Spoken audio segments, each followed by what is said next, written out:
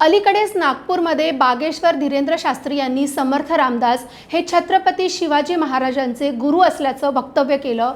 एवढंच नाही तर एका कपोलकल्पित कथाही त्यांनी त्याविषयी सांगितली। त्यानंतर बागेश्वर धीरेंद्र शास्त्री खूप ट्रोल झाले। त्यांनी आता त्याबद्दल माफीही मागितली। पण रामदास स्वामी हे शिवाजी महाराजांचे गुरु असल्याचं वक्तव्य करणारे ते काही पहिले नाहीयेत। गेल्या काही काळापासून अनेकांनी अशी वादग्रस्त विधानं केली। माजी राज्यपाल भगतसिंग कोश्यारी असतील, उत्तर प्रदेशचे मुख्यमंत्री योगी आदित्यनाथ असतील, राम मंदिराचे कोषाध्यक्ष गोविंद देव गिरी असतील, अशी अनेकांची नावं यावेळी सांगता येतील। या वक्तव्यांना वेळोवेळी विरोध होतो, मग ही मंडळी माफी मागतात, वादावर पडदा पडतो आणि काही काळानं पुन्हा कोणीतरी हा विषय चर्चेत आणतं। पण समर्थ रामदास छत्रपती शिवाजी महाराजांचे गुरु होते का? तर ते गुरु नव्हते असं बहुतांशी इतिहासकार म्हणतात। मग हे चुकीचं नरेटिव्ह महाराष्ट्रात सेट केलं कोणी? काय आहे या वादाचा इतिहास जाणून घेऊयात आजच्या या व्हिडिओमधून। नमस्कार, मी आरती शिंदे आणि तुम्ही पाहताय लगावबत्ती।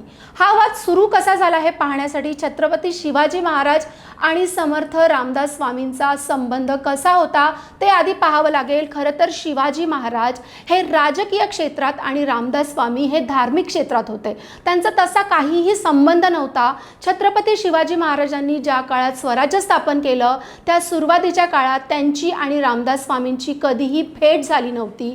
त्यामुळे स्वराज्य निर्मितीत रामदास स्वामींचा सहभाग होता, त्यांचा आशीर्वाद होते, ते महाराजांचे गुरु होते असं म्हणता येणार नाही। मुळात तेव्हाचा इतिहास आपल्याला कळतो तो अस्सल कागदपत्रांच्या माध्यमातूनच। बकरी आहेत पण त्याही ऐकीव माहितीवर आधारलेल्या आहेत आणि काळ उलटून गेल्यावर बऱ्याच काळाने लिहिलेल्या असतात। त्यामुळे त्यांना अगदी उच्च दर्जाचं साधन म्हणता येणार नाही। पण मग छत्रपती शिवाजी महाराज आणि रामदास स्वामी यांची भेट झाली होती का याबाबतही प्रश्नचिन्ह आहे।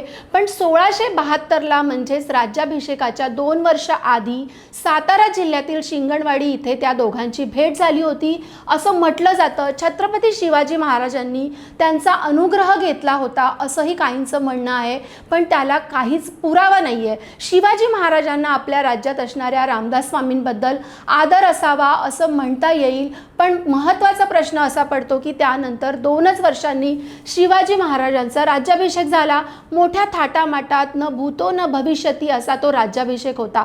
देशभरातल्या धार्मिक क्षेत्रातील साधू महंतांना राजांनी रायगडावर आमंत्रित केलं होतं। मग रामदास स्वामी जर त्यांचे इतके जवळचे असतील तर ते राज्याभिषेकाला का नव्हते?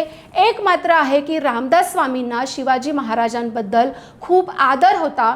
शिवाजी महाराजांच्या निधनानंतर त्यांनी छत्रपती संभाजी महाराजांना पाठवलेल्या पत्रात त्याविषयी म्हटलंय, निश्चयाचा महामेरू बहुत जनांसी आधारू, अखंड स्थितीचा निर्धारू श्रीमंत योगी, असं फार कमी शब्दात पण यथायोग्य वर्णन हे समर्थ रामदास छत्रपती शिवाजी महाराजांबद्दल करतात। छत्रपती शिवाजी महाराज आणि रामदास स्वामी यांच्यातील नातं ठोसपणे दाखवणारे पुरावे आज तरी नाही आहेत, पण 2017ला लंडनच्या ब्रिटिश लायब्ररीमध्ये चाफळची सनद सापडली।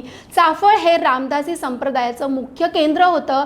त्या सनदेत 33 गावं ही छत्रपतींनी रामदास स्वामींच्या मठाला इनाम दिल्याचं त्यात म्हटलंय, पण त्यात शिवाजी महाराजांचा उल्लेख नाहीये। ही सनद बनावट असल्याचं अनेक मान्यवर इतिहासकार संशोधकांनी म्हटलंय। जगातले छत्रपती शिवाजी महाराजांच्या इतिहासाचे सर्वात मोठे अभ्यासक ज्यांना म्हटलं जातं अशा गजानन भास्कर मेहेंदळे यांनी रामदास स्वामी हे छत्रपती शिवाजी महाराजांचे गुरु नसल्याचं म्हटलंय।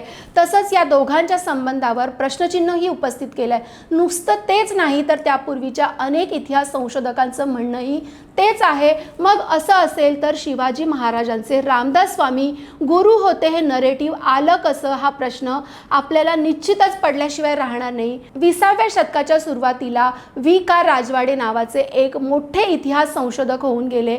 इतिहासाचार्य असं त्यांना म्हटलं जातं। 1909ला त्यांनी रामदास नावाचा एक निबंध लिहिला।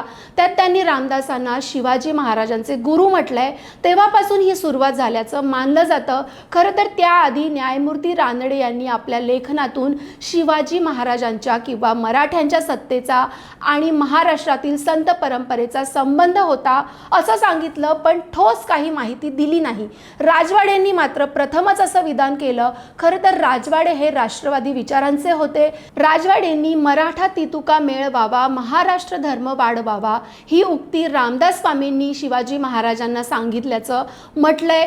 तसंच राष्ट्रवाद हा रामदास स्वामींनी महाराष्ट्राला दिला असंही ते म्हणतात. त्यांच्या लिखाणातून त्यांची भूमिका ही रामदास स्वामींचं उदात्तीकरण करण्याची आणि त्यांना शिवाजी महाराजांचे गुरु म्हणण्याची अशी दिसते. यानंतर महाराष्ट्रात जो ब्राह्मणेतर वाद सुरू झाला त्यातही हा मुद्दा उचलला गेला. मात्र वेगवेगळ्या अंगाने वारकरी संप्रदाय विरुद्ध रामदासी संप्रदाय, तुकाराम महाराज विरुद्ध रामदास स्वामी, बहुजन विरुद्ध ब्राह्मण अशा वादात या मुद्द्याला वेगळं स्वरूप मिळालं. त्यानंतर स्वातंत्र्यवीर सावरकरांनी शिवाजी महाराजांचे गुरु समर्थ रामदास असल्याचं म्हटलं. खरं तर सावरकर हे रामदास स्वामींना मानणारे होते आणि त्याला कारण हे रामदास स्वामींनी केलेला राष्ट्रवादाचा पुरस्कार हे होतं. सावरकरांनी छत्रपती शिवाजी महाराजांवर हे हिंदू नृसिंहा प्रभो शिवाजी राजा ही प्रसिद्ध कविता लिहिली. त्यात शेवटच्या ओळीत ते म्हणतायत की दे मंत्र पुन्हा तो दिले समर्था तुझ ज्या, म्हणजे शिवाजी महाराजांना समर्थांनी जो मंत्र किंवा उपदेश दिला होता तो आता मिळण्याची गरज आहे. आपल्या सुंदर कवितेत शिवाजी राजांची भरपूर स्तुती करून सावरकर शेवटची ओळ अशी लिहून समर्थ रामदासांना वरचं श्रेय देऊन टाकतायत. त्यानंतर शिवाजी महाराजांचे रामदास स्वामी गुरु होते हे नरेटिव्ह मोठ्या प्रमाणात पसरू लागलं.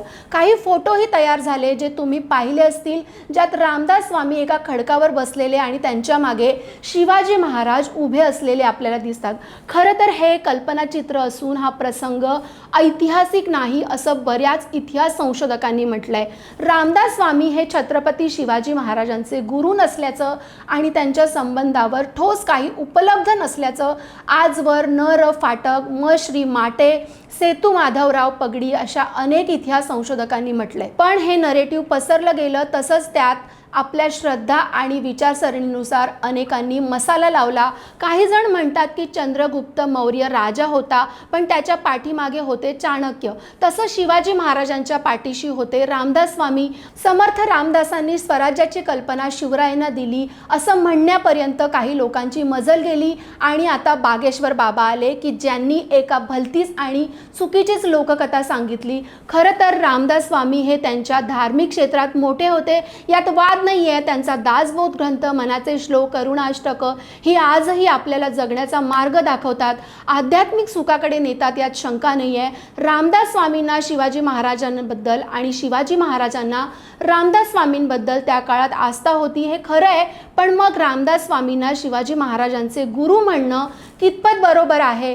ठोस ऐतिहासिक साधनं नसताना या दोघांच्या संबंधावर काल्पनिक कथा तयार करणं चुकीचं नाही आहे का? अशी वक्तव्य करणाऱ्या आणि इतिहास न वाचलेल्या लोकांवर कारवाई करायला हवी आहे की नाही? तुम्हाला काय वाटतं कमेंटमध्ये नक्की सांगा आणि अशाच माहितीसाठी लगाव बत्तीला सबस्क्राईब करायला विसरू नका.